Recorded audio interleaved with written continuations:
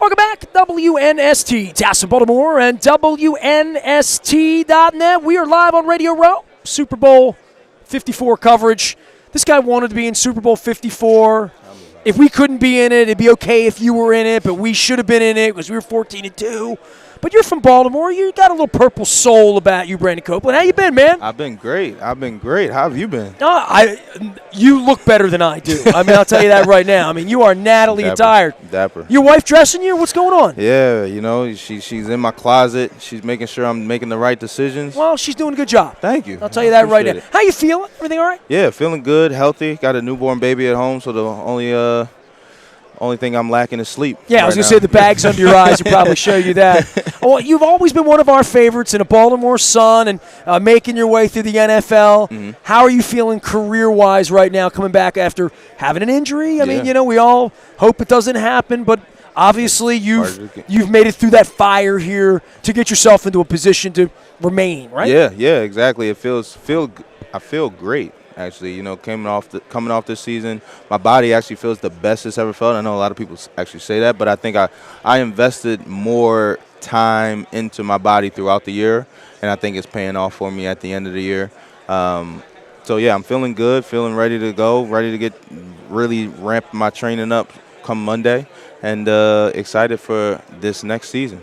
This should be a Baltimore Positive segment, right? This is a Baltimore Positive. With this guy? Not just Baltimore, but anywhere this guy goes, he touches the community. And Brandon, I mean that. I was at Bobby Zirkin last week, right? So Bobby Z was my Baltimore Positive guest. Next week, you can check that out. Bobby Z, oh, man, we got him at the Barclays Center. We're going to play basketball. Yep. We're doing with Torrey Smith. So Bobby will be talking about that all next week, as will you. Awesome. But you are doing stuff, dude, right? Thank you, man. Thank you. Yeah, Bobby Zirkin, man, he's been an amazing friend, become a friend. We're gonna take a selfie, you and me, while you keep talking. Yeah, you just keep going. And what he was talking about, we set up a nice charity celebrity basketball game at Barclays Center, right? Wow, that's awesome. Wow, like Barclays Center. Last thing I went to the Barclays Center for was the Rock and Roll Hall of Fame induction. Yeah, nice. I hope that you sing better in key than the performers did that night. Exactly. But I think even with the game is like we're trying to figure out in my community heart, so to speak, right? What is the difference with this game and another charity basketball game? We're literally opening this stadium up and giving away thousands and thousands and thousands and thousands of tickets to people who otherwise couldn't afford to go to an event at Barclays. There's a lot of people who walk past that stadium every day and look at it, and their tax dollars that probably went to it, but they couldn't afford an event, and we're literally giving away schools, organizations, shelters. Just get to the subway station, come on up, walk in. Yeah, come and have a good time in front of some of your favorite celebrities. We got actors, entertainers, Omari Hardwick from Power.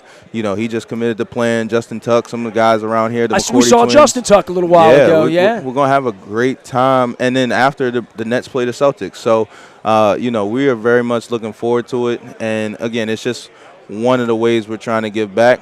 What a lot of people don't know about it is the day before, we're actually taking 10 kids to really build on our foundation's mission, which is trying to expose kids to reach their full potential. We are taking 10 kids around Manhattan, 10 kids who are hardworking, very ambitious, yet they only stay around their 5-block radius / they can't, they don't have the support system to show them these type of things. We're literally taking them, going to tour the New York Stock Exchange in the morning, then we're going to go over to a hedge fund. Then we're going to go visit my wife at Google, then we're going to go to Time, and they're all going to get a little cover portrait done with them and big day in the city, huh? Exactly. And then we're taking them to Nike, but just exposing them and giving them opportunities. So, you want to show kids what you're actually getting these good grades for, right? What you can actually do, and you can have fun and be successful. I think that's a big misconception amongst kids. They think if you're a lawyer or a doctor, you got to be, a bookworm or a nerd, right? And you can be, but you also don't have to be, right? Sure. And so we're trying to have fun while giving back. Brandon, I want to go back to December. You had a pretty big December, and you enlisted some help around the league. Josh Bynes of the Ravens being a guy you played with in Detroit as well. But tell us a little bit about that, because I thought that was such a cool project that you got multiple cities involved, multiple NFL players involved. But tell us a little bit about that, because I know you ended up winning Week 16, the NFLPA Community Award. Yeah, thank you. We so again, last year we started doing a holiday shopping spree, gave a bunch of kids. Last year we took 40 kids, 20 foster kids, middle school age, 20 high school kids, severely underprivileged. I'm talking like the principal has been on the news for putting a laundromat in the basement of the school because a lot of kids weren't showing up because they just couldn't. They didn't have clean clothes, right? Yeah, exactly. We're getting bullied for that. So we took 40 kids in total shopping at Target, $200 a piece. Literally was the most I'd say reflective / humbling time of my life. Just giving that away and seeing the way these kids spent that money. I'm talking like you see a kid pull up a shopping cart in 7th grade and like, this is for my mom. One kid had a crock pot for his mother, right? This is for my mom. I got these jacket for my sister. One kid had glue to make some slime for his cousin. And you're like, you just spent $200 and didn't get yourself a thing, right? And then we also saw one young lady who literally she had $37 in her cart, and we had to literally force her to spend more. And then why? Because she's like, we don't spend stuff like this. And when you look at her, we don't spend money like this, right? Like my family, we're just not used to this.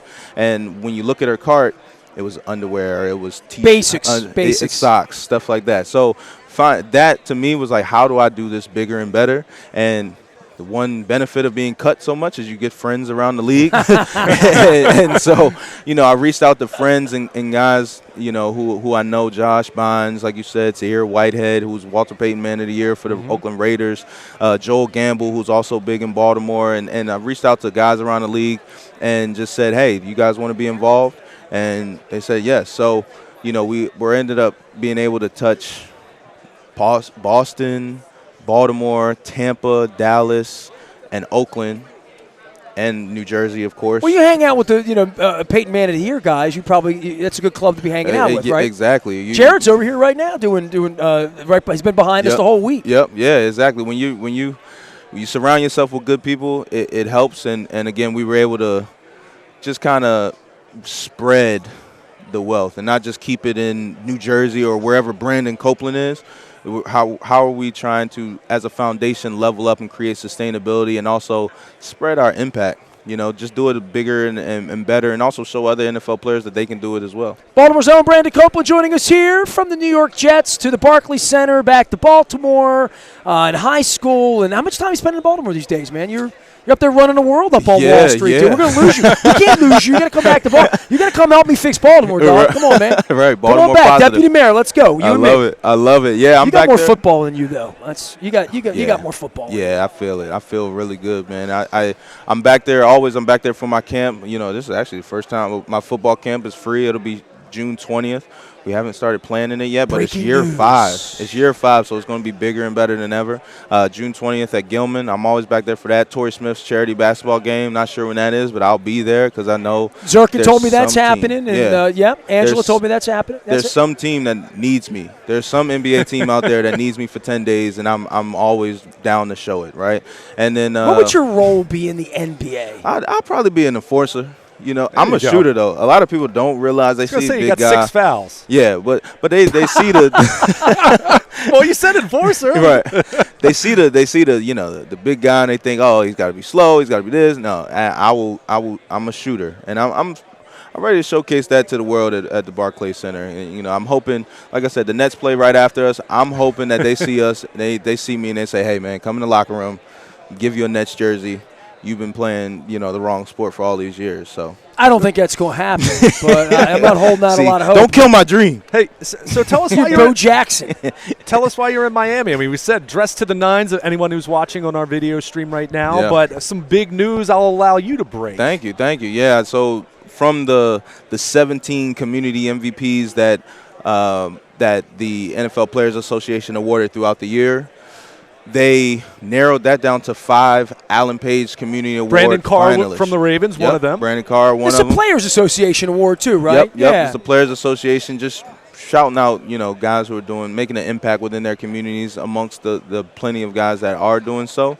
And then from those 5, the NFL players vote and make, award one guy. And for what we've done, they've awarded that to me. So no wonder you dress so nice. Yeah, you know, you gotta gotta be nice. That's awesome. The Alan Page Hopefully, I rule. don't have a ketchup stain or anything in here. You know, I can make sure I don't eat before I do it. But yeah, but with that, the NFL Players Association and they're donating $100,000 to our foundation, which is going to go. I mean, it's going to help so many people. So I'm very humbled by it, but also humbled that it's an NFL player vote. So these are literally amongst Demario Davis, Brandon Carr, Geno Atkins, Bobby Wagner. I mean, when you look at, there's a little graphic of, you know, superhero versions of those five. Yeah. And if you look at that picture, one, I'm in the center, and they did that before the award was awarded. Two, my biceps look amazing. No, nice, nice, important. And three, there's only one Was person. that airbrush, or you think no? Right. It was chiseled. It had to be chiseled. Photoshop you in there, or something like that. I don't know. But three, and the most important thing to me that really allows me to reflect on my own journey is there's only one person on that list of names that sticks out like a sore thumb. There's only one person that's undrafted. There's only one person who's probably been cut multiple times from teams and stuff like that. And to persevere through that journey or to persevere over that entire journey and to be awarded for something like this, something that lives long beyond the field of play, right? Sure. As I tell other players, when I leave this earth, I hope that the last thing that you remember me for is football or tackles or anything like that, right? But those kids, the kid that, you know, was buying stuff for their family, or one of the kids we took some homeless young adults shopping this year who put on a coat and said, "Oh, I won't be cold anymore," or the young lady who started crying when we gave them the shopping spree and she bought gifts for both of her kids, right? Like, well, you give people they'll dignity. remember that. Yeah, literally. Yeah. Well, it's that, and it's also, like, for me, it's like that lives long beyond football. Those people will remember me, right? And maybe Jets Nation and fans and all that type of stuff. It's not even fans, friends. You know, they will remember as well. But again, my impact on this earth, I hope, is far beyond the white lines. I can remember talking to you at Gilman a few years back. Mm-hmm. This was the summer after we lost Keon Carpenter, which we know did so much work in Baltimore. And I remember asking you about him, and you didn't have a relationship with him, but you were familiar with everything he did. And I just want to congratulate you, first of all, and doing great work, continuing to do great work in Baltimore, branching out. And, I mean, that's cool, man. We haven't even talked about Wall Street or what you do. Yeah. I know you're into real estate now. You have a real estate company, but I'm moving up to New York with him. I'm moving in. I know, right? But it's cool. And, you play in the NFL, and you've been playing multiple years now, carving out a career and plugging along there. But it's pretty cool, man. Thank you so much. I appreciate you always being a friend and a supporter. And I'll be at your camp this year because I finally won't have a vacation conflict. Exactly. We've joked about that for years. June 20th. It's always been on that 4th of July weekend. But now my son was born on July 11th. So, that weekend's out of play. And then I think that's the Saturday after. And then July, whatever that first Saturday is, I have a family reunion in Mississippi. Right on. Go see the family. So June 20th. We moved it all the way up. Hopefully it's not as hot. Last year it was like 95 degrees. I'm like, Jesus. The former Gilman, always a Gilman kid, former Baltimore Raven, always a Baltimorean, Brandon Copeland. Last thing for you, we talked about everything except, like, your football dream. Like, we haven't talked anything about, like, you're going to try to play as long as you can, 5 more years, 10 more years, late bloomer, maybe you get a starting gig, maybe you really get paid, maybe, where are you with the football side of it? Because you have a lot of things going on. So I'm starting in the NFL now, starting outside linebacker, and I've been doing that the last couple of years. Unrestricted free agent right now. I feel fresh. I feel great.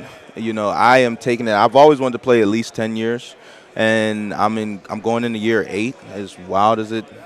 That's crazy. To think, right? I'm going into year 8, and for me, it is taking it a year by year thing.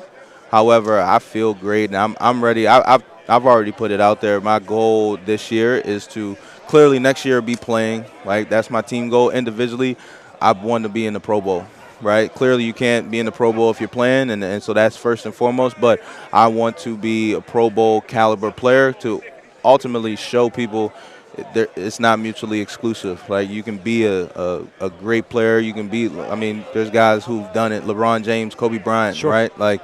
You can be one hell of a player and do amazing things off the field and give at the same time and have fun while doing it. So that's my goal, and that's personally for me, but also I think it's also from the heart and for the people. Well, I'm going to throw it out there. Good to see you, man. Unrestricted free agent. Ravens have a needed outside linebacker. Eric DeCosta. I'm just saying. Saves on rent. Saves on rent, man. Save on gas money. We can use them. Hey, really good to see you, man. Congrats on the Page Award, and congrats on being better dressed than me for the third consecutive year on Radio Row. Find him, bcope51.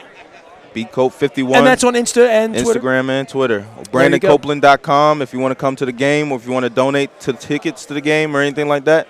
BrandonCopeland.com, or just find out more about me, financial literacy, whatever. And he'll be posting up Torrey Smith in the basketball game down at the Rofo Arena as well. Can't get Rofo down in Miami. Got to come back to Baltimore to get that. We are WNST.net, AM 1570 and WNST Towson, Baltimore, live in Miami Beach without the Ravens, but with some of the best parts of Baltimore.